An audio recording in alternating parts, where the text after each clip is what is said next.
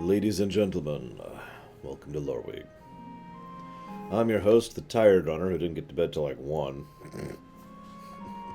It's okay, I've been getting some good work done, it's just...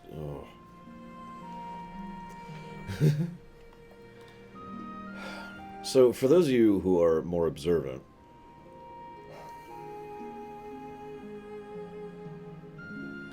actually I take that back. Do I have any other random news?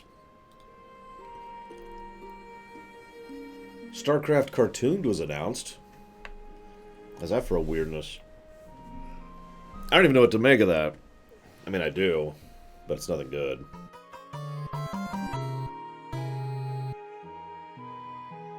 Unlike Rax. Rax is good. He's cool. Whenever I finally meet Rax in person, which will hopefully happen someday, I'll walk and be like, "Hey, Rax."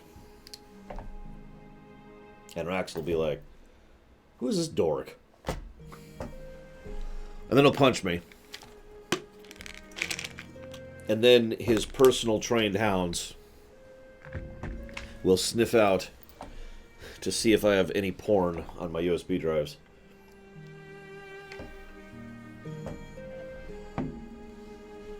Thank you, Rax. As ever. Much appreciate the sub. Thank you. Do you happen to know where you want to put that? I should pull up that document. God, I am really out of it. Shadowbringers, you got it. I didn't even have a chance to hop on this morning to do a round of whatever.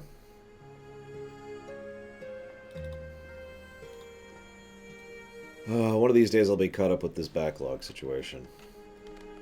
Hopefully. Shadowbringers. So noted. Thank you again. The Switch Lite was announced. You'll notice we're still in the random news section. I have nothing to say about it, really. Like, the idea of a cheaper Switch is like, yeah, okay. But I gotta be 100% blunt. There's only one thing I really like about the Switch. I mean, portability's nice, but this is what I like about the Switch, which is not on the Switch Lite. That being said, I'm sure there are plenty of people who basically play it as a 3DS. So, yay? Whatever, I guess. I mean, I just don't have much to say about the Switch Lite. It's such a weird thing to exist. There are rumors, which have been circling for, at this point, like months, that they're going to go ahead and produce a Switch Pro as well, which I am substantially more interested in. Assuming it still has the Joy-Cons, because that's still the critical element of the Switch. If I wanted a higher quality console, I'd play the PC. Anyways, thank you very much, Retro Justice. Much obliged, as ever and always. And I've put that down towards Banjo-Kazooie.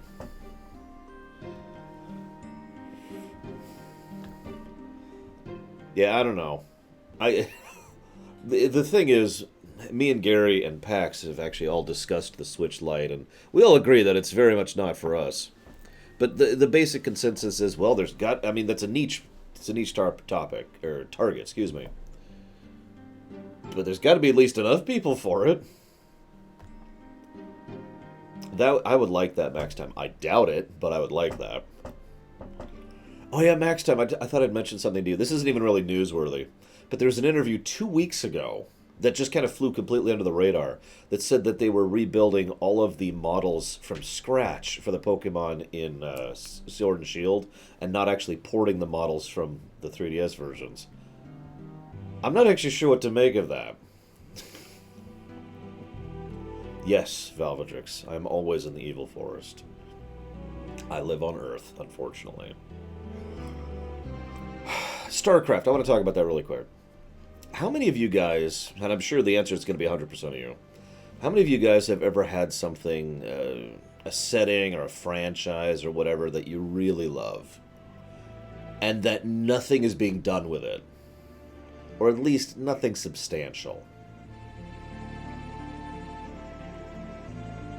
I could actually name probably a dozen franchises like that for me. But this StarCraft thing is just really pissing me off. I love StarCraft, for those of you not aware. I love the games, I love the setting, I love the characters, I love the ideas, I love the aliens, I love the tech, I love the balance. There's a lot of things I enjoy about StarCraft. And so far we've had StarCraft 1, Brood War, StarCraft 2, and its 2 expansions, and one little mission pack to play as Nova. And that is basically it. Like, I know that sounds like a weird thing, but that's it. And then they're like, oh, well, we've got this new thing called StarCraft Cartooned, which is $10, by the way. And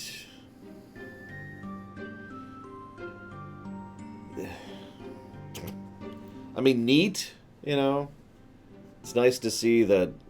God, I can't think of his name all of a sudden. What's his face? Car honk guy. I can't think of his freaking name. The guy who did the animations for that is getting even. Carbot, thank you. Carbot is getting some even more exposure. He's basically already the YouTuber for Blizzard. Not like, as Rax says, not like he really needs it. Whatever. How many of you guys knew? How many of you guys have ever legitimately, non-ironically enjoyed a video game movie? And I'll go ahead and raise my hand on this. I have. Let me think about this. Because there's Warcraft, which I did actually like about 40 to 50% of. Which is just such a weird thing to say. I liked about half the film, but yeah, Warcraft. And I wasn't counting Detective Pikachu, but if we're counting Detective Pikachu, then yeah, that absolutely is awesome. I really liked that film. A lot of people say the first 2 Resident Evils. I can't quite add those to my list personally, but I could see that. The first Mortal Kombat was surprisingly enjoyable, you know. I mentioned this because there was an announcement recently that the Mortal Kombat movie that's coming out in 2 years is going to be rated R. And they're going to be doing lots of fatalities on screen. Okay. Weird, but okay. But, in the middle of that announcement, I found out that the same team is also making a Resident Evil film. As in a reboot. You know, new Resident Evil franchise thing. And a Saints Row film. And a Fear film.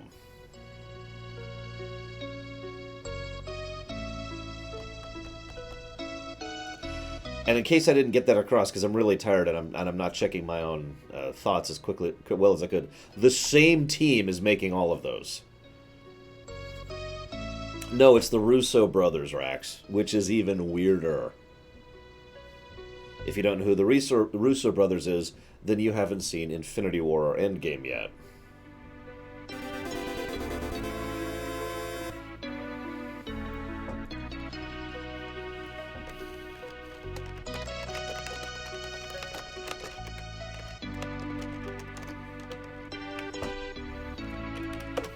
Thank you very much, Wanta. Much appreciated, as ever and as always. Thank you. And I've gone ahead and put that down towards Digimon. They're writing it, Zeiss. To my knowledge, that's actually it. They might be doing directing or producing, but the only thing I'm aware of that they're doing is writing. They are writing all those films. I don't know what I make of that. Like, the Russo brothers certainly know their stuff and have some quality, but at the same time, I don't know. We'll see. None of those are anywhere near right now. That's coming out like a couple years from now is the first one, Mortal Kombat. And then we'll see the other ones. Yes, Retro. I actually did say thank you and everything, and I put it towards Banjo-Kazooie. I don't have much to say about this, but I also need to mention that Warframe is adding, I guess is a more accurate way of putting that, ship combat.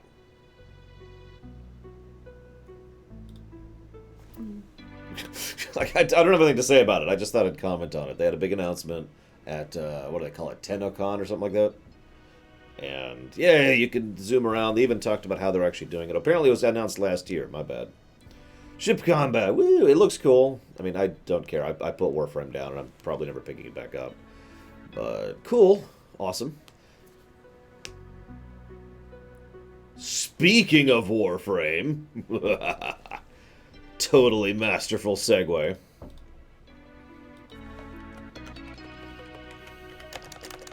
In all seriousness, there is a direct segue here. Oh, actually, you know what? Hang on. Before I do this, I actually want to mention something else. Now that a bunch of people are here, let's go back to this really quick. I want to give you guys a little bit of an insight onto how I schedule stuff on the website. And in fact, I've decided... I shouldn't say decided. I am leaning heavily towards changing how I do stuff on the website. So if you go to lorerunner.com right now... Here, I'll do it too. Let's pull this up. lorerunner.com. I just have to type LO into my website thing, and it pops up. So if you look in the upper left, one of the most obvious things you see is it says July 15th, Final Fantasy 15 lore run, and then July 21st, Paper Mario lore run, right? So I'm probably going to change that. The way I've been doing it is I've basically been estimating. Every time I schedule up which runs are happening in what order, I just kind of estimate how long a run's going to take.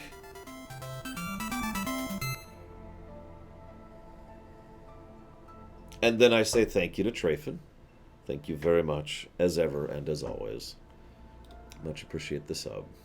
And then I pause to type up what he said. Trafin. Then I go back to my website. So I figure out, it's like, okay, this game's going to take, like, say, roughly 2 days, maybe 3 days, you know, something like that.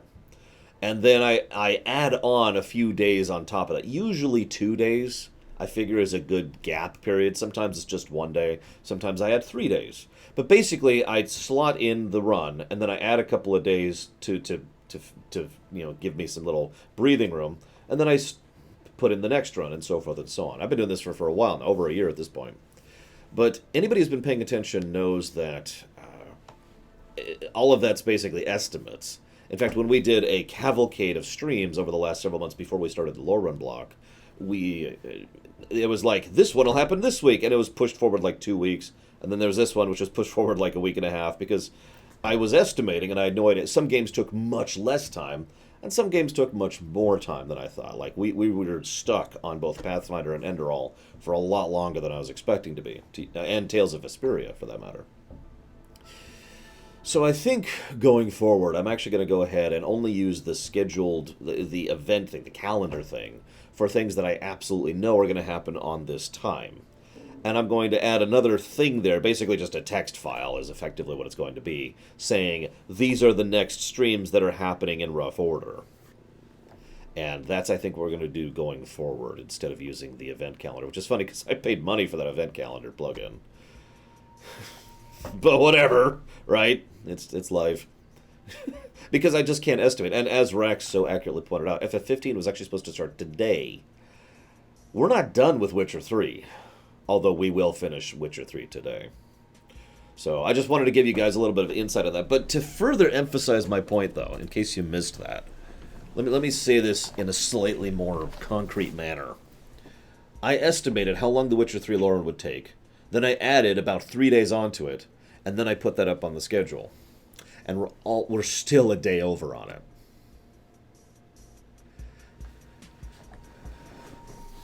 A rest day? That'd be nice, but I don't have time for that. So yeah, we are still pushing through Witcher 3. 15 days. It's going to be a 15-day lore run. Good God. And I know what you're thinking. That's not actually that long for a lore run. Well, I mean, 2+ weeks for one game is pretty freaking long. Yeah, exactly, Rax. If we're doing the FF lore run, that would be more acceptable. But Jesus Christ. Anyways, on to the actual news. Here, let me get these stupid things off. Nobody cares about those. Everything's bright all of a sudden. Why is this thing happening? Another excellent reason why we're not doing a lore run on Witcher 1 and 2, by the way, is because of how long Witcher 3 is. I know what you're thinking. That's no excuse. Yeah, I got other things to do. Sorry. How many of you guys knew they're making a new Lord of the Rings MMO? No, not Lotro. A new one. Now, I actually did know about this before now. But it's being funded by Amazon and pushed through a company most of you probably never even heard of called Leo, which I'm probably pronouncing wrong because it's a Hong Kong company and I have no idea how to do pronunciations.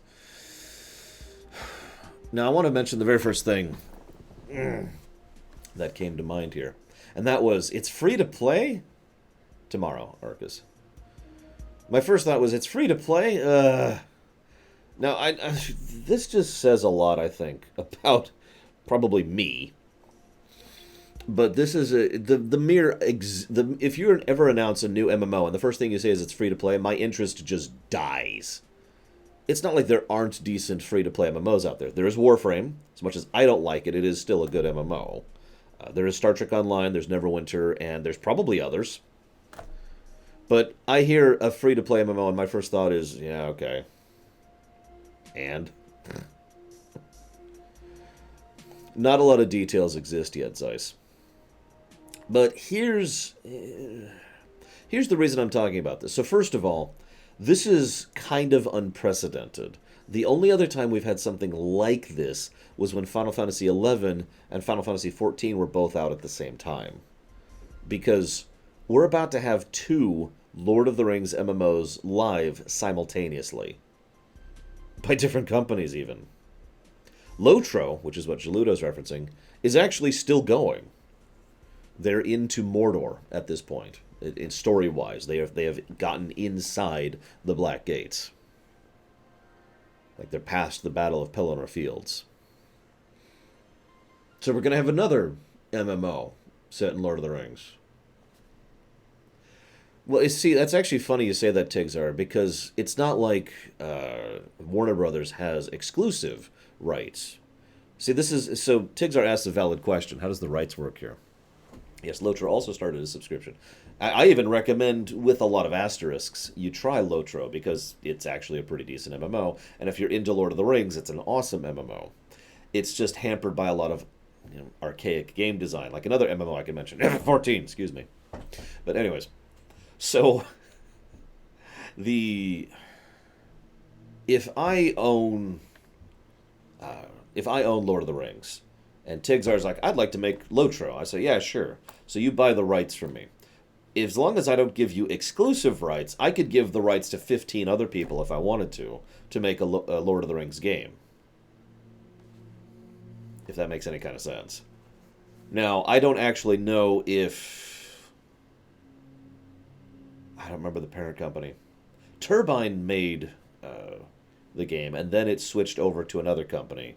And then it switched over to another company, and then it was bought out by Warner Brothers, and I feel like there's another company that's gotten involved there. I actually am not sure. Please don't quote me on any of this. But basically, Lotro has changed hands a minimum of 4 times that I'm aware of. And it's like I said, it's entirely possible they either had a timed exclusive or they didn't have an exclusive deal at all. And Amazon has just decided to procure the rights to do their own shtick. Now, that being stated, let's be clear. This is an attempt to basically replace Lotro. This is a Walgreens and a Rite Aid or a CVS right across the street from each other. That's what this is. I'm sure you've seen a dozen or so examples of that in your life. How many times have you seen a situation where there's a competitor and another competitor right next to each other, often in the same junction? This is a direct attack. Now, that may sound a bit dramatic, but yeah, this is a Galaxies and Tor situation. That's another good way to put that. One MMO is trying to supplant the other. Now, here's another one. This is a fun one. I decided to look into who's actually developing it, because obviously Amazon isn't developing it. Well, it turns out Amazon has licensed Leu, I already mentioned that, And I'm like, who the hell are Leyu? I mean, I'm probably pronouncing it incredibly wrong, but they're based in Hong Kong. And I'm like, okay, so I look into it. Turns out Leyu is actually just a holding company. They're one of those we own other companies. And I'm like, okay, well, who the hell's actually developing it? Well, I looked into it. They have 2 developers under their umbrella. One of them is a group called Splash Damage, I think? Yes, Splash Damage. Now, if you've never heard of Splash Damage, I don't blame you. They have done the multiplayer component of several games. They made the multiplayer component of Return to Wolfenstein. They made the multiplayer component of Doom 3. They made the multiplayer component of Batman Arkham Origins. They made the multiplayer component of Gears of War 4. And they've made like 3 other games by themselves, including Brink, which was garbage, by the way, for those of you not aware. So that's fun. But here's the thing. They also have another development company under their umbrella called Digital Extremes. On the off chance that doesn't mean anything to you guys, they made Warframe.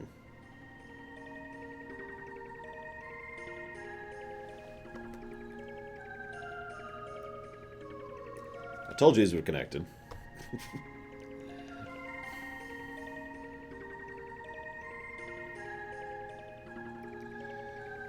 They've also made a bunch of other games. Honestly, most of which are kind of crap from like 2008 onwards, if I'm being completely blunt. Like, they made Solar Winds, which I liked more than I should admit. That was a 93 DOS game. They made Unreal Tournament 2003, Unreal Tournament 2004. Then they made a bunch of garbage, including Homefront, Warpath, Pariah, Dark Sector. Then they made The Darkness 2, which I actually streamed on camera, which was surprisingly fun for being ridiculous and silly. And immediately after The Darkness 2, they made Warframe. Then they made Star Trek 2013. Sword Coast Legends, Amazing Eternals, and Survived By. Now, here's the problem. I don't know which of these teams, if either of them, are actually making the Lord of the Rings MMO. There's no information, basically. But it is one or the other, or both. We'll see! But yeah, a Asian-based, free-to-play MMO designed to take interest away from an existing MMO that I consider, bare minimum, to be good. Funded by Amazon. Yeah, exactly, Max Time. It's always funny to me when I bother to do these kind of digs into the making of, or the whys and whos and whats, and the end result is basically, They do have a lot of experience doing multiplayer stuff. Whether that's good or not is up to you, but they certainly do have the experience. Like I said, we'll see. We will see. Let's go ahead and move on.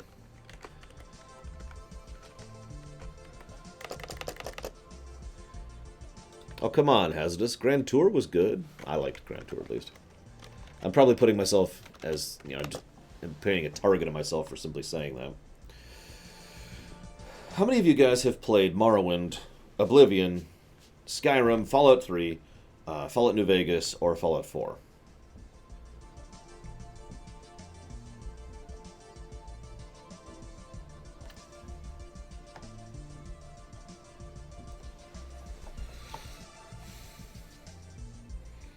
It's like the only thing I can point to as it is for that. Those two ring a bell. You've probably heard of these games once or twice. Here's the thing. All but one of those games have one thing in common. The Essential Flag, which was invented back in Oblivion. We've actually talked a few times about the very concept of the Essential Flag and its use as a game and as a storytelling device. Now, just to reiterate briefly, one of the things I do think is interesting is the usage of the Essential Flag in very specific circumstances, basically as a convenience feature to avoid friendly fire or AoE, or to ensure that you don't kill someone who will just completely screw the game over, stuff like that. That would be me, Valvidrix. But my point is that the Essential Flag should be used sparingly, carefully, throughout your game. in Morrowind, they didn't use the Essential Flag at all. They had something similar to the Essential Flag, which would play a message saying you're screwed if it happened.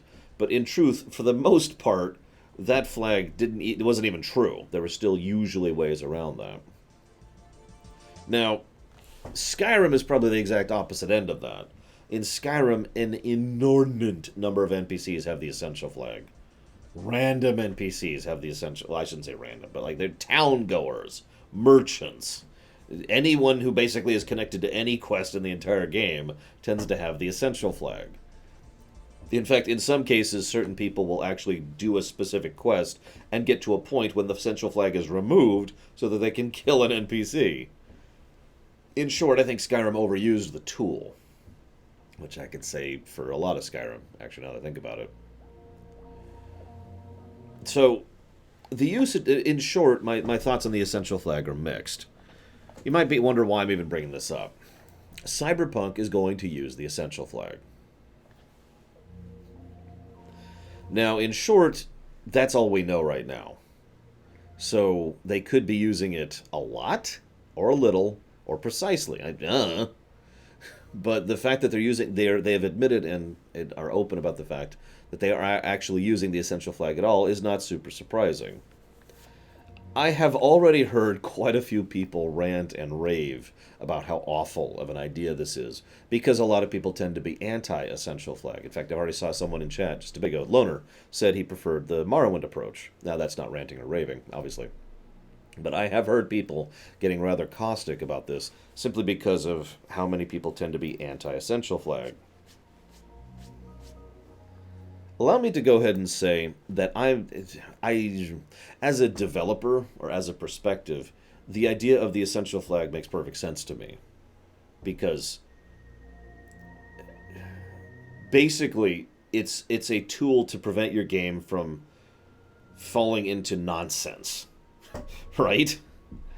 Let's assume for a moment that you were playing, I don't know, we'll use Fallout 3 as an example, and all of the Essential Flags don't exist. It's not even a concept. So you can just kill everyone.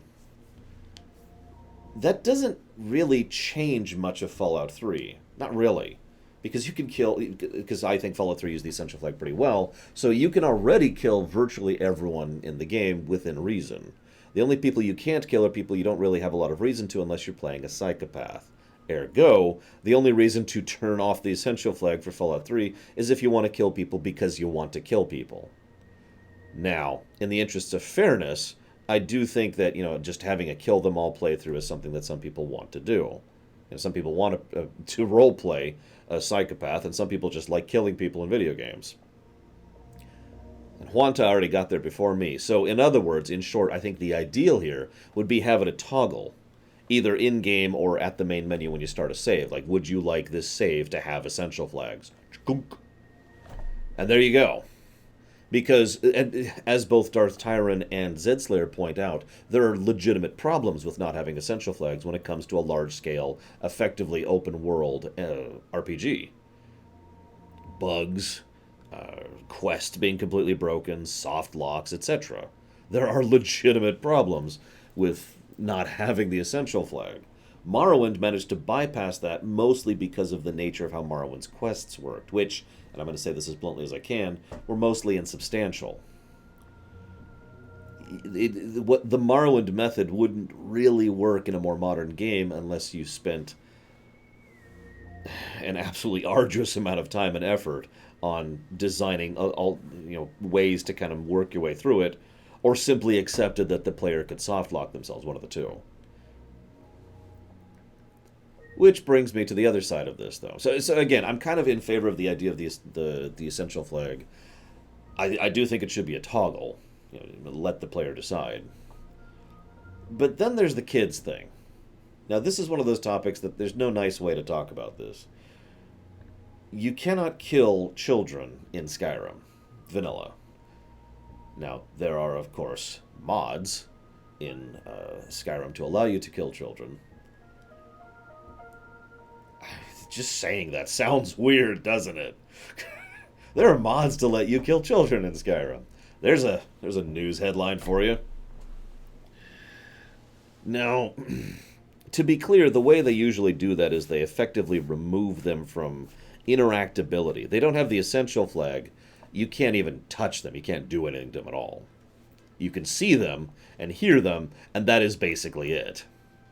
They might as well be intangible. Now, I'm going to go ahead and just say something that's going to sound extremely controversial. You ready for this extremely controversial comment? I think you shouldn't actually be allowed to kill children in a video game. I know. Now, hear me out for a second. There's a line, you know? There's a line. We already have plenty of video games where you can play someone evil, or someone destructive, or someone violent, or someone psychopathic, or someone who is struggling, or just whatever. There's a lot of things. But just allowing you to kill kids is just kind of a... Now, as several people have already pointed out, why even have the kids in the game? And to be perfectly blunt, I'm kind of in the same boat as that one. With you guys, in other words. Like, why even have the children in the game? Now, there are some exceptions where that should be something that kind of works. And I'll actually give you an example of that. Fallout 3. Little Lamplight actually worked pretty well as a storytelling device, in my opinion. And was connected not only to the main plot, but to 2 separate side plots, which kind of helped add to the flavor and the world building, etc. So I was with Little Lamplight. That worked. But to use the exact opposite example, by the same company, the kids in Skyrim were basically terrible. Now, they were used properly a couple of times. The kid who starts the Dark Brotherhood chain, for example. Or the poor little girl who you can end up adopting. You know, there's a couple of examples of that. But everyone tends to remember the annoying kids in Skyrim. And you know why? Because they're really annoying. And this brings up the big point. Yeah, the orphanage. That was another good one. This brings up the big point. Don't make your kids annoying. I know, shocking. A weird idea there. But when you deliberately... I bring this up because this is what news...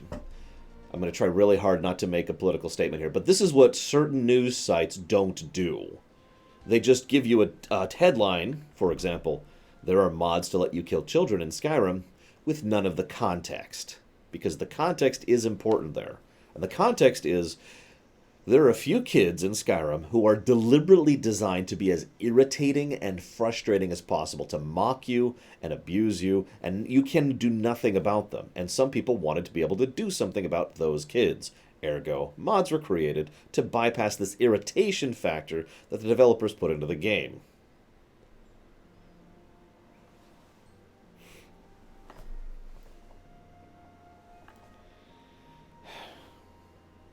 I've said many times that most writers don't know how to write kids at all, Max Time, and I stand by that sentence. So, not allowing you to kill kids, yeah, sure. There's other ways to bypass this whole thing. We've been playing Witcher 3 recently, and very minor spoilers, there are a couple of NPCs which we never have the opportunity to attack. Like, it's not so much that they have the essential flag, it's that we never interact with them in a combat environment. It's literally not possible to swing a sword at these characters. Make sense? To me, I feel that kind of approach would work better for kids, rather than just having them roam around the town and slapping a flag on them that makes them invincible. My opinion. Because if you want to have kids involved, okay, that makes sense. You know, there's immersion, and there's world building, and there's storytelling you can do with them. So, put them over there, or put them in this cutscene, or put them in this part of thing, or whatever, right? Just a thought. However, it's also worth noting there is a final reason. So I've obviously given my opinion. You shouldn't be allowed to kill kids in games. Lines, etc. Yeah, exactly, next time. Let me add one other variable here. I think, so even ignoring my own personal morality or ethics or whatever, I think no game, unless it's deliberately trying to be edgy for edgy's sake, should allow you to kill kids in the game. Not for moralistic reasons, but simply for the obvious legal and financial reasons. Starchild isn't actually a kid, though.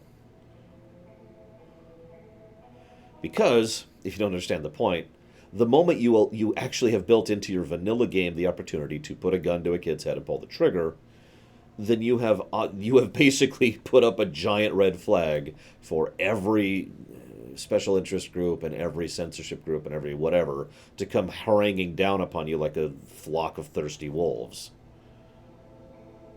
Yes, thirsty wolves. They're not hungry. They're just thirsty. They got a fever. The only prescription is your blood. Now, this is also pretty much a guaranteed way of getting an M rating. That's pretty much an absolute guarantee there. Right?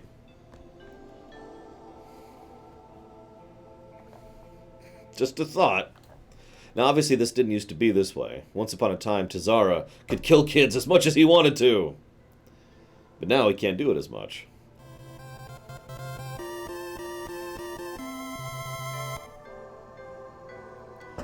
Actually, I've seen that, Permeus, and I kind of agree, to be completely blunt. The internet's going to be the internet, and there's always going to be someone who's going to be horrible. And I've said this so many times. If you're not okay... If you're not... Thank you, Tazara. And thank you, Tazara, very much for both. If you're not okay with someone messing with your work, don't make it public. I actually just commented on that not too long ago, during the Witcher 3 lore run. Would you guys please stop giving me money? Thank you, Yin the Reaper. Thank you very, very much. Much appreciate the bits. Thank you so much. So now I need to know what... Hang on, so let's scroll up here for just a second. So I need to know what Plutonia, Zed Slayer, and Yin the Reaper want to put those towards. The legal issue is the big issue, really, Taquita. Like... we could argue the morality and the ethics. There's a bunch of room to debate that back and forth. I've only given my opinion on it, not a definitive fact. But the legal side of things, that's a big mess. Whoops, that's the wrong document. And it doesn't. I'm going to stab you, Tazara. It doesn't surprise me that there are people who just want to bypass that entirely, because to be perfectly blunt, I probably would too. You know what I mean? I would just completely segue around that and be like, yeah, no. I'm not dealing with that crap. Oh, Jesus Christ, Henson. Okay, so let's see. First and foremost, Ace Attorney 2. Really? You're not putting it towards Shadowbringers? Oh, my God. Guys, Valvatrix is insane.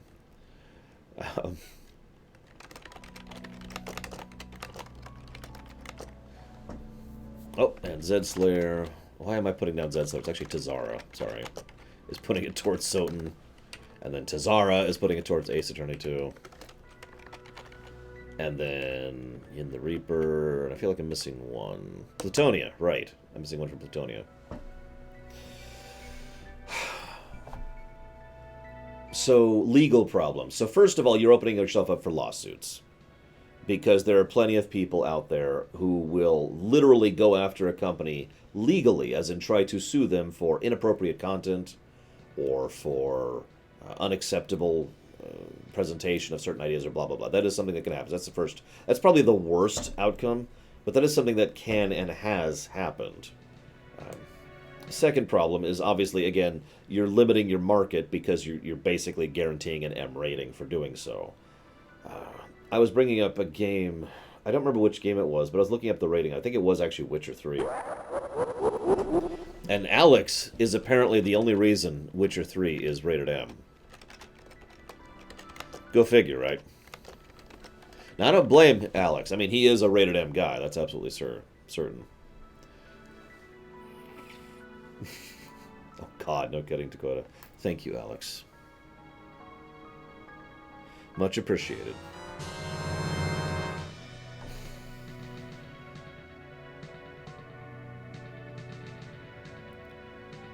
Thank you, Kingsfold. Thank you, thank you. Thank you very, very, very much. Please don't make me sit up again. I'll do it. Ugh.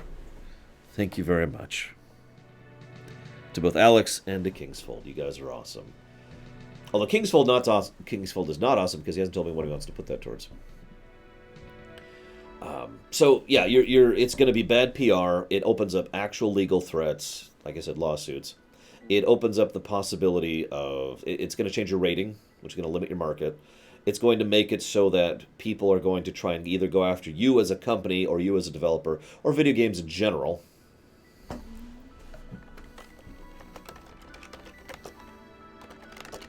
In short, you got it, Plutonia. Thank you. Or rather, thank Tazara, but thank you either way, Jedi Academy. In short, it's going to open up a mess. A Vural is actually Imperial for drink, by the way.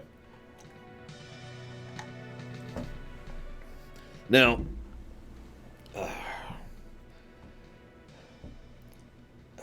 you see why I turned this into an actual topic. There's actually, I feel, a lot that can be discussed about this very point.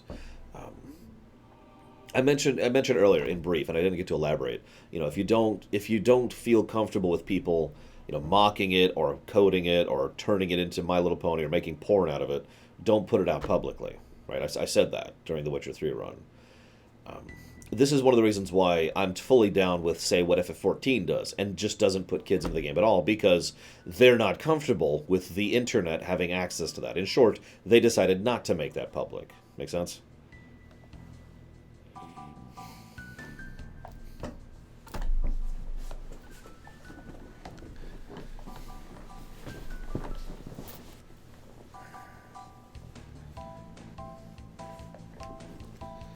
So...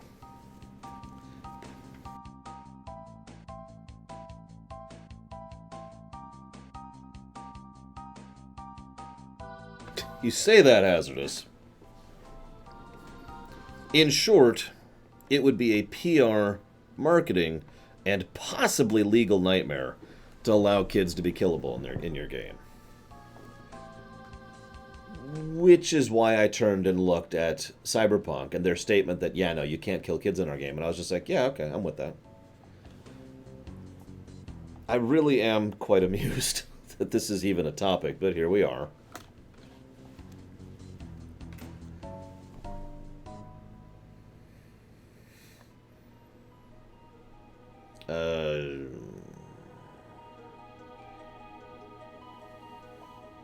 This is going to sound like a dumb question.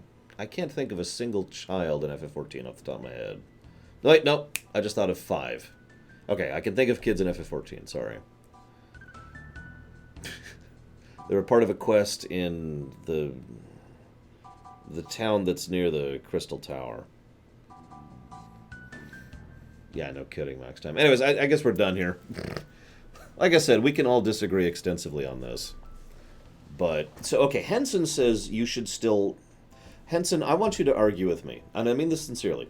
Tell me why I should be able to kill children in Cyberpunk. Let's just cut straight to the heart of it.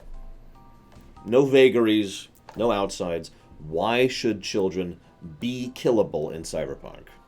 Let's go and adjust the other side of this argument.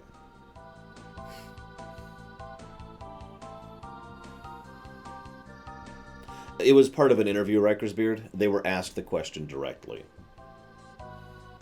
So they were answering a question. That's why.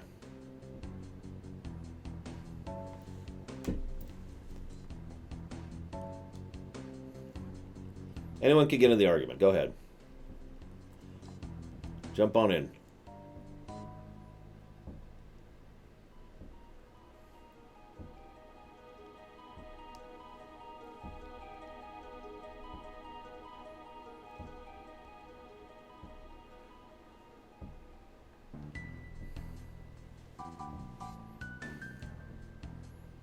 The Connor choice in Dragon Age Origins? That's an interesting question, actually. But that's kind of different from a child being killable, Darth Tyron. I know that sounds strange. Raspin's almost dead. Thank you, Tazara. Please stop. There's a difference between... There's a quest arc in which there's... Your dedication will be rewarded. Aye! There's a quest arc which terminates in the possibility of having to kill an innocent child because you feel like there's no other solution to the situation. A mercy killing for someone who is effectively terminally ill, to use a real-life parallel, and mercy killing the child in order to terminate the circumstance, versus walking up to a kid on the street and shooting them. Context is important.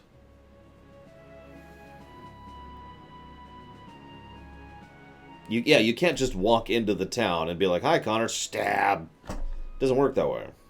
Now, granted, Dragon Age Origins is not an open-world game, and therefore doesn't function in the same way that an open-world game functions, but you can see the difference. Or maybe you can't, in which case I'm failing to make my point. Now, why are people giving me money? Stop giving me money! God, why? Why? I get it. It's because we're talking about actually a really dark, horrible topic, and you guys are trying to distract me. I get it. Thank you very much, Tazara. Thank you, Tazara, very, very much. Much appreciated. Do you know what Vigilant wants to put that towards? And thank you very much, Sile, dear. Again, as always, much appreciated. Now, if you'll give me a moment, I need to look up what Jaludo donated towards, which is going to be this document.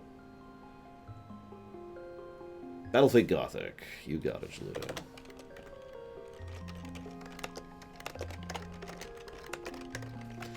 And thank you very much, Jaludo. Much appreciated. Whoops.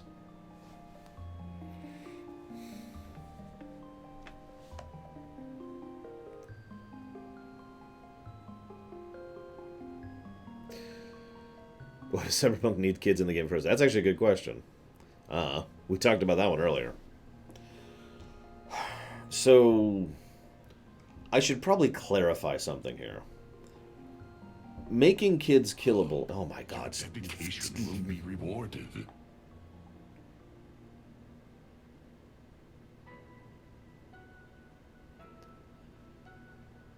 Making kids killable, to be clear, but what I mean by that is you're walking through town and you see a child and you shoot it. That's what I mean when I say making kids killable. Okay? You have added NPCs that roam around, and in a freeform open world MMO, you can interact with these NPCs in whatever way. It is basically removing the essential flag from town NPCs. Now, I point that out because, in my opinion, that is substantially different from, again, to go back to the earlier comment, the Connor example in Dragon Age Origins.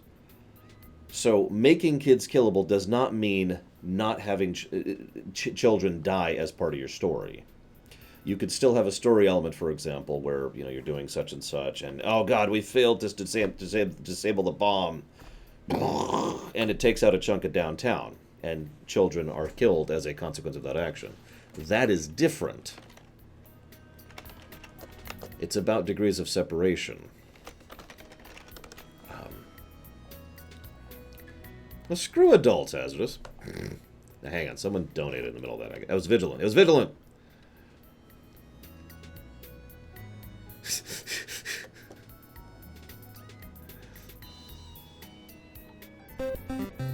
Oh my god! Thank you, Vigilant. Much appreciated as always.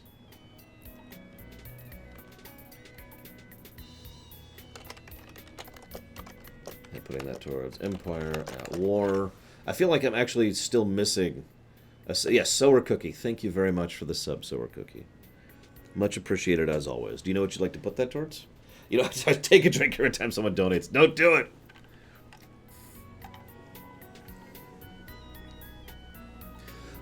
Well, not necessarily Venters, because... I mean, an essential... let's assume... Let's go back to my earlier example. Let's say there's a downtown section, and then, as a consequence of a quest chain, it gets nuked, or blown to hell, or destroyed, or whatever, right? And it was previously an explorable area. Okay? And there were children there. So from a design perspective, what you would do is basically remove those NPCs from the game, because they're dead, right? That is done. Maybe add a few corpses here or there, but that's it. There we go. Well, Skyrim, Sildear, is the easiest way to answer your question.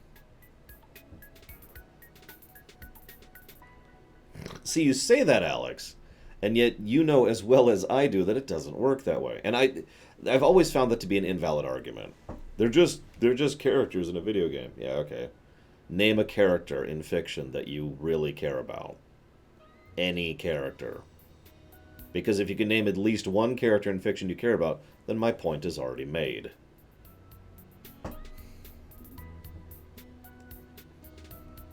So I mentioned degrees of separation. I want to talk about that briefly. Because this actually came up with regards to gambling recently. Loot boxes are gambling, right? Playing poker is gambling. Playing bingo is gambling. Hitting the slots, the slot machines, that's gambling. You with me? However, all of those things are perceived both culturally and legally as different. Each of those actually matters in a completely different way. Again, legally and culturally. And I swear this is related, because the difference is in the amount of degrees of separation between you and the specific gambling mechanic itself. So when you're playing poker, for example, for real money, there's actually a bare minimum of 2 steps in between you and the actual gambling mechanic. The interaction with the other live people, and the fact that you're actually playing a game, which involves a degree of skill and understanding and blah, blah, blah. So, interaction, gameplay, gambling. 2 steps to gambling. You with me? Slot machine. How many steps are in between you and gambling in that section? 0. Because chunk is the only thing you do. There's no gameplay. There's no interaction. There's no nothing. You hit a button, and then you are gambling. This is one of the reasons why slot machines are some of the most regulated forms of gambling in the United States, right? Now how's this related?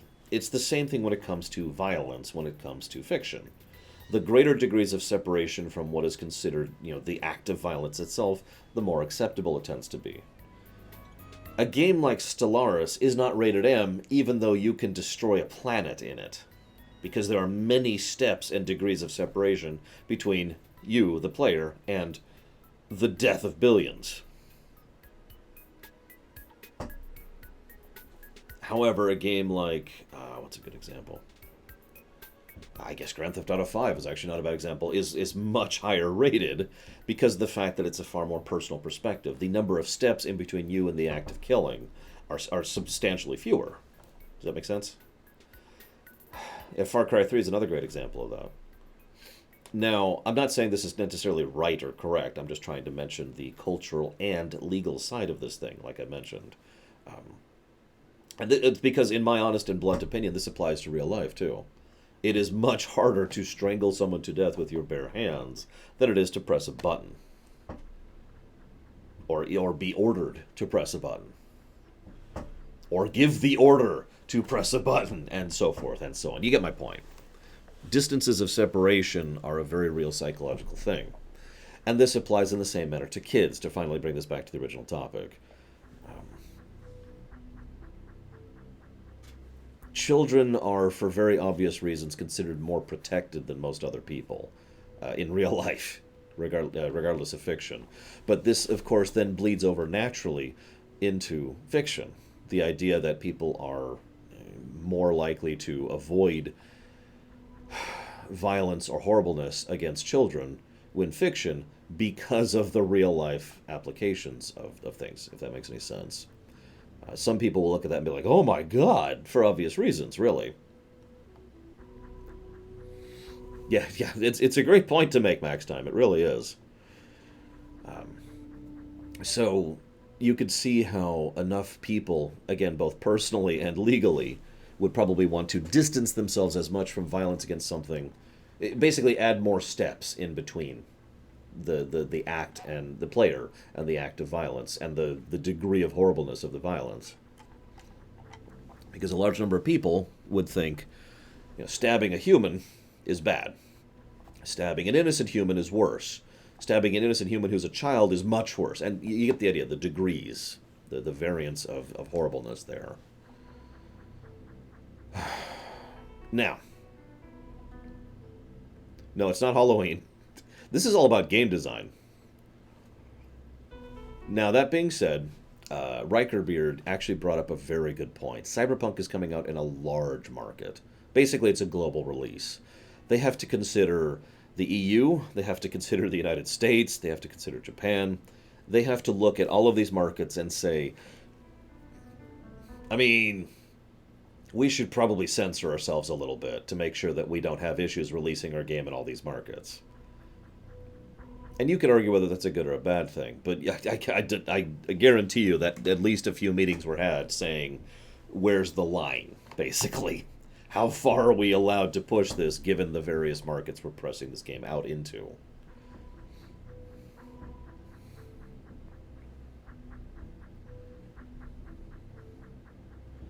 So, we'll see. I'm surprised this has ballooned as much as this has.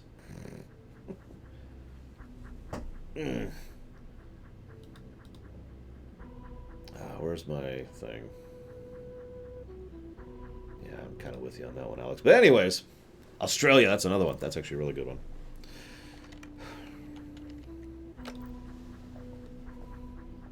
Well, now that's an interesting question, Henson. Now, my answer is yes, of course I would.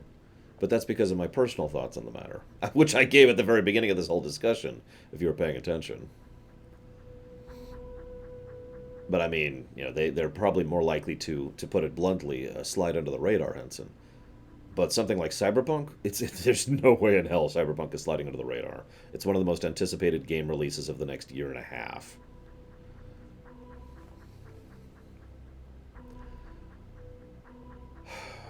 Well, while we're on the controversial topic, let's move forward to our next controversial topic. Although this one shouldn't be controversial, in my opinion. Oh, hang on, I'm sorry. We're actually doing this first. Sure, we'll talk about this. I apparently have the order wrong in my notes. Let's just readjust those.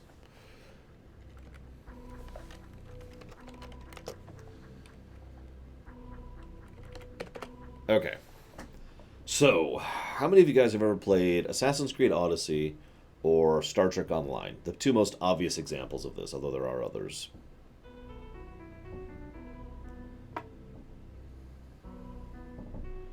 Oh my god, Valvedrix, really?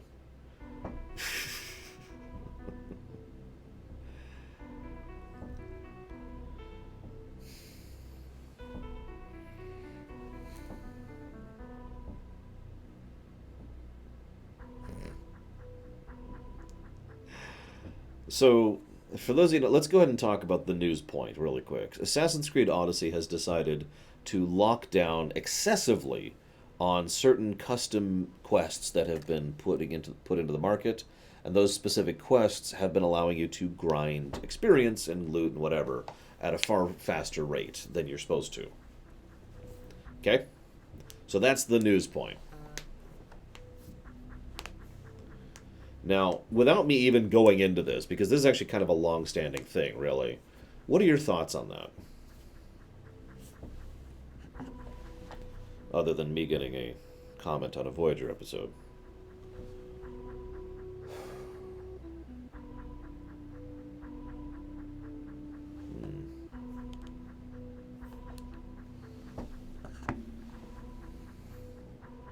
Player choice.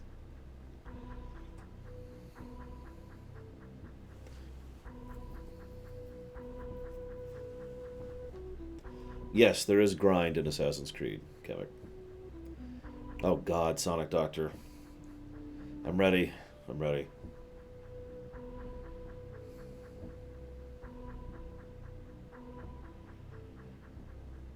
The experience curve is important for wasting time, which, I mean, sounds horrible, but it's true.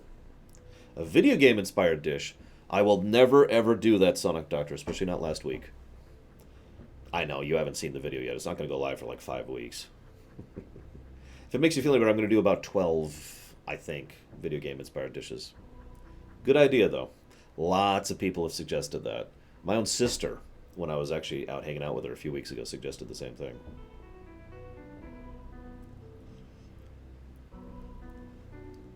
It's a good idea, Sonic. Don't feel dumb. Now, okay. Let's go ahead and jump in here and admit something. The reason Assassin's Creed Odyssey did this is because they want you to buy stuff. This is actually not the first time they have done this exact type of thing. Basically locking down on certain aspects of either modding or cheats or whatever, specifically to try and encourage the microtransactions. Because Assassin's Creed Odyssey has literal exp boosters and money boosters, and you can just buy money straight with real money. God. So that's why they did this. And I could say that with 99% certainty, because all of the announcement and releases mentioning it all have nothing to do with the microtransactions and nothing to do with anything that actually is a valid reason. In fact, the specific reason that they tend to give for why they decided to lock down on this is they wanted to encourage, the creativity and ensure that people are getting the highest possible quality of maps, which, of course, is not what they're doing. Nothing they're doing whatsoever is encouraging creativity.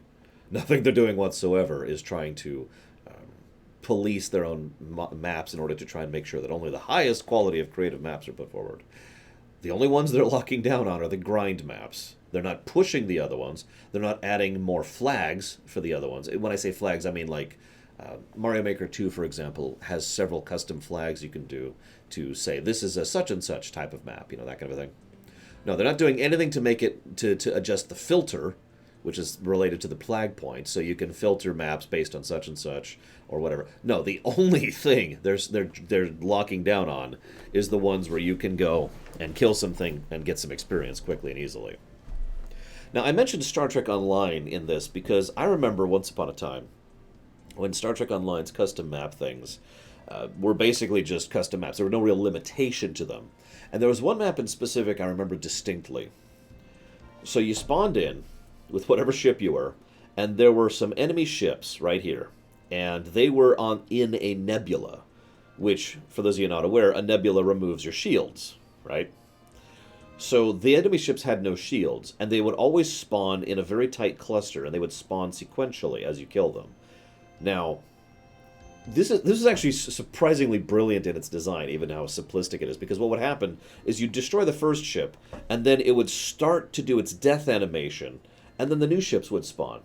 And then the first ship would detonate, because anytime you destroy a ship in Star Trek Online, it starts to be destroyed, and then several seconds later, its warp core detonates, doing a large amount of damage and a large AoE. It's actually part of the tactics of the ship combat of that game. So, first ship detonates, and the warp core detonation kills the other ships, who, remember, have no shields, because they're in a nebula. So then there's like 3 ships, and then the 5 spawn in, and then there's another detonation, and so forth and so on. Until it basically you kill like a full 10 waves or whatever of ships by having detonated the first ship. In short, you could get a lot of experience and equipment to sell for money in a fairly short and efficient period of time. Yes, you were basically playing Bomberman. It was, like I said, it was a surprisingly creative custom map. They decided to start locking down on that bit by bit, more and more, until basically all of that went away. So initially, they decided to make it so that you can only do that so many times a day. Then they made it so you can only get so much loot from custom maps a day. Then they made a cap on how much experience you could get from custom maps per day. Then they made it so you didn't get anything from custom maps at all, but you got like a side little bonus thing. Then they made it so you can't actually get the side bonus thing. You're just playing the custom maps for fun. Then they got rid of the Foundry entirely. The custom maps, basically. Now, Star Trek Online at least has the excuse of being an MMO, which Assassin's Creed Odyssey has no excuses for whatsoever. Like, you can't buy a level boost in STO. That being said, however, it's still the same general mentality that goes into both. And I think this is one of the reasons why I bring this up and why I wanted to talk about this. Because what in God's name are you people thinking? Like, I know this sounds so strange, but it's not like there was no significant impact from the STO model to anything.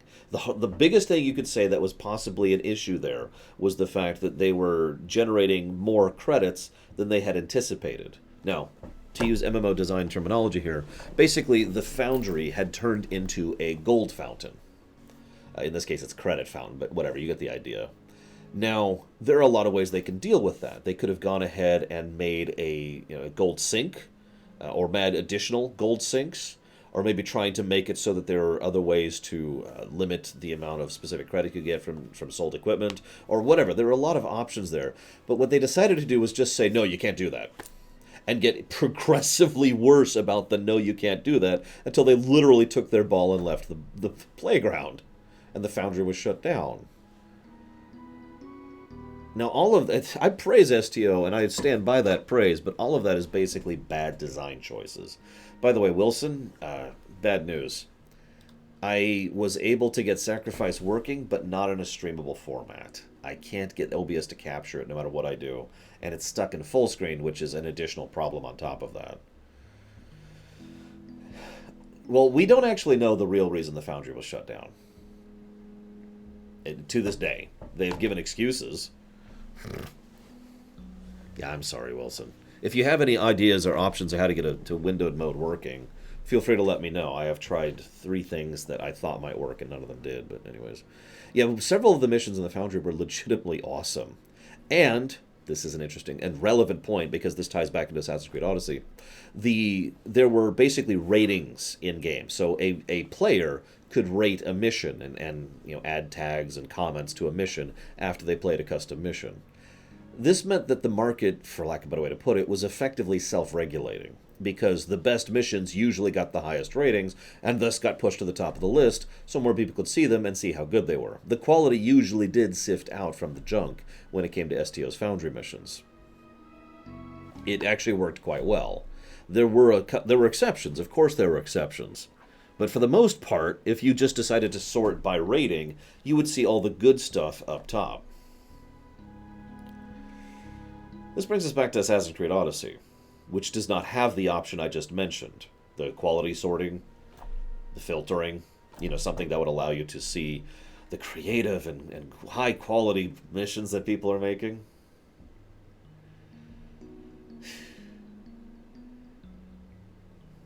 And I think this is the biggest reason why this pisses me off so much, because I've seen I'm naming 2 examples, but there are others. Quite a few developers over the years have, putting this as simply as I can be, been anti-mod. And I hate that mentality. And I've always hated that mentality. There are so many reasons to be pro-mod when it comes to game design. And because that is basically what this is. Each of these custom quests is a very limited form of a mod. Let me give you a direct example. I am using a mod for Witcher 3, which allows me to be invincible, hit for, what's 50 times 50? I can't math all of a sudden. 500, 250? I can hit for 250 times, or 2,500, excuse me. I can hit for 2,500 times the damage that I normally would. And I can instantly have no toxicity, and I can run super fast. All of that is mods. Cheat mods, to put it bluntly. For a single-player game that I am trying to showcase for you guys, for a lore run. I don't have that option, really, in Assassin's Creed Odyssey. Not only because they don't have mods proper, but because the only mods that came even close to that, they decided to lock down for no other reason than to try and encourage people to spend more money on the game they already bought. Sorry, totally not a lore run. Totally not a lore run. What I find most amusing about this is I actually twisted myself up trying to come up with any kind of reason to justify their decisions. And I actually couldn't come up with any. Even in STO's case, PvP doesn't work in that manner, if that makes any sense. Like, there is PvP in STO, it's actually very limited. But PvP in STO doesn't take into account things like levels or money. Not really. The stuff you need to be really competitive in PvP in STO is a disconnected... you can't get it with money or levels. I mean, you could level faster, but it's not exactly like it takes a long time to level in STO anyways. No, Alex, in my opinion.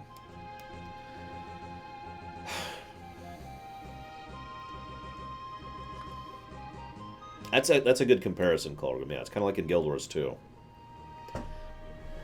It's not a completely separate track like in Guild Wars 2, but it's a similar concept. No, Sildeer, I decided never to put it towards Cyberpunk just because I hate you. But yes, I did. I just checked my notes. Whatever, let's move on to talk about RetroArch. Oh, jeez, I don't know, Serrani. I really don't know. I know a lot of people would answer Final Fantasy XIV to that, but I don't think I can, in fairness. But then again, I can't think of anything else that really cool. I guess Guild Wars 2 probably is the next best MMO out there right now, really. Which is just a weird thought, but there we are. How many of you know what RetroArch is? Real question. It doesn't have anything to do with me.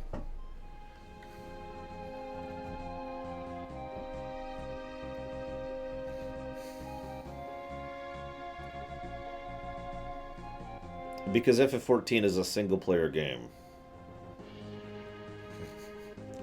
And also because I have issues with the gameplay side of things. I haven't really dug enough into ESO to judge that one. That's why I didn't mention that one, Wilson.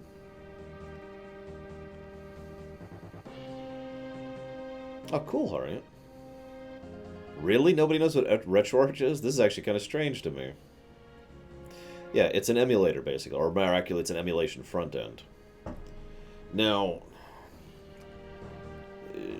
I don't actually use RetroArch. I'll go and just be blunt about that. I don't care for it.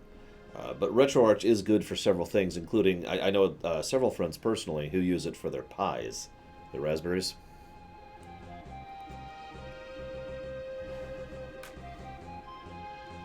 Now, I bring this up because it's an emulator, basically. I mean, it's not literally an emulator, but it is functionally an emulator. It functions as an emulator. Emulation, video game emulation, has been a weirdly controversial topic for years. And I say weirdly because it's one of those things where I look at it and think, why is this controversial?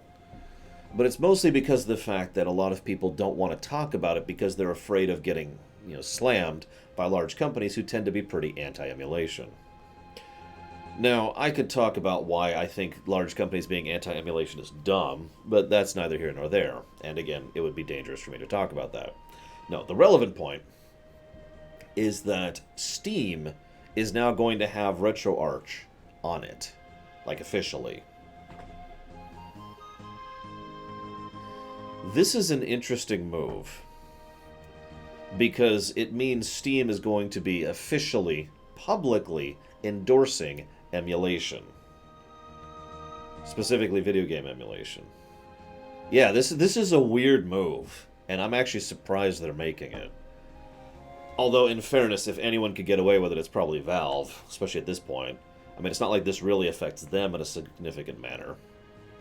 Now, it's worth noting that the legality of emulation has been kind of hammered out a little bit over the last several years, to the point where emulation itself is actually entirely legal under very specific circumstances. In short, if you had every video game emulator in the world, all of them, all on your computer, that's actually completely legal.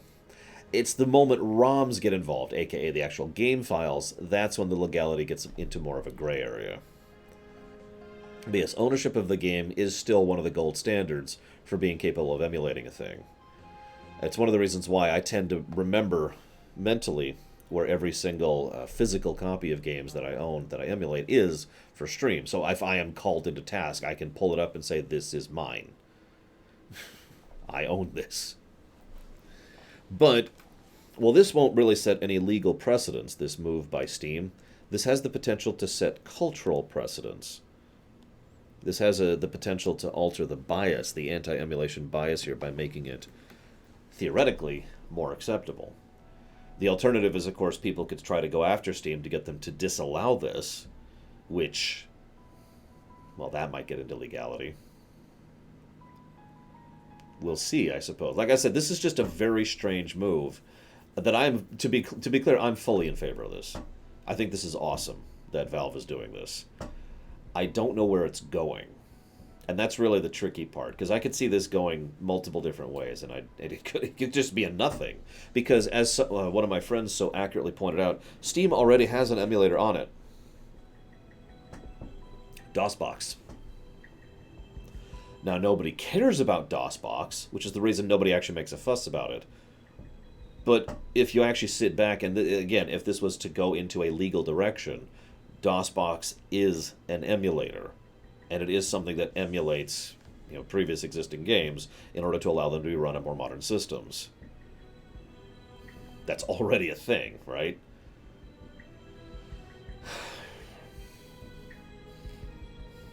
Yeah, I know, weird, right, Dakota? I'd say, whatever. I do too, Max Time. That's what I'm thinking is going to happen. But the other option, I think, is what Alex said. It's entirely possible this could just go nowhere. That nothing could come of this. Why does no one care about DOSBox?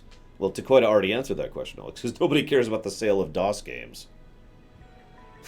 Most DOS games at this point are literally abandonware. Legally abandonware. As in, the company in question has effectively lost the rights to it, and it's now public domain. I mean, there are games I can go and just download for free, legally, because they are abandonware right now. There's entire sites, plural, dedicated towards archiving those. Yeah, Doom is an exception. There are exceptions, of course. It depends on the company in question, really. Yeah, GOG uses DOSBox all over the place. I knew it, Rational Ginger. Now, let's just apply the logic here for a second. Nobody cares about the sale of 30-year-old abandonware games. So why does Nintendo care about the usage of NES in emulation?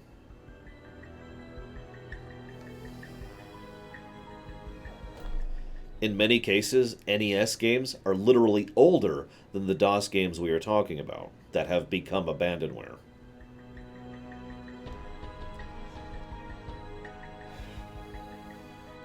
Because Nintendo still sells NES games. And yes and no. That is a valid point. But, I mean... they kind of aren't selling NES games, If anything, I know this sounds like such a strange statement, but I kind of wish they were selling NES games more. I would love to have the NES library on my Switch. The whole thing. And the SNES library. And the GBA library. Maybe N64. Maybe. What's doubly weird about this is Nintendo doesn't actually... Okay, Wilson, let me know if you find anything. Is Nintendo doesn't actually own all the NES games, because that's not quite how that worked back then. Because licensing and rights issues were not really hammered out for video games back in the 80s. This is actually one of the biggest reasons why making official ROMs of older games is actually such a hassle, because in many cases you have to figure out who actually owns the capacity to do that legally. Because...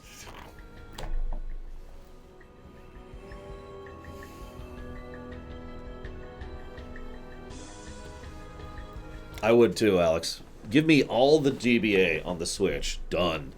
Plonk! Here's some money. Yeah, no kidding, Dakota. In fact, I'm actually curious of something.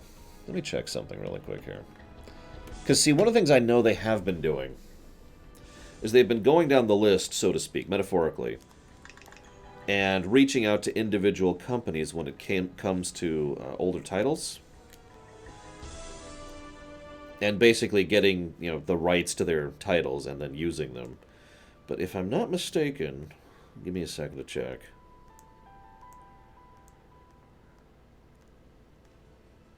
Yeah, that's what I thought.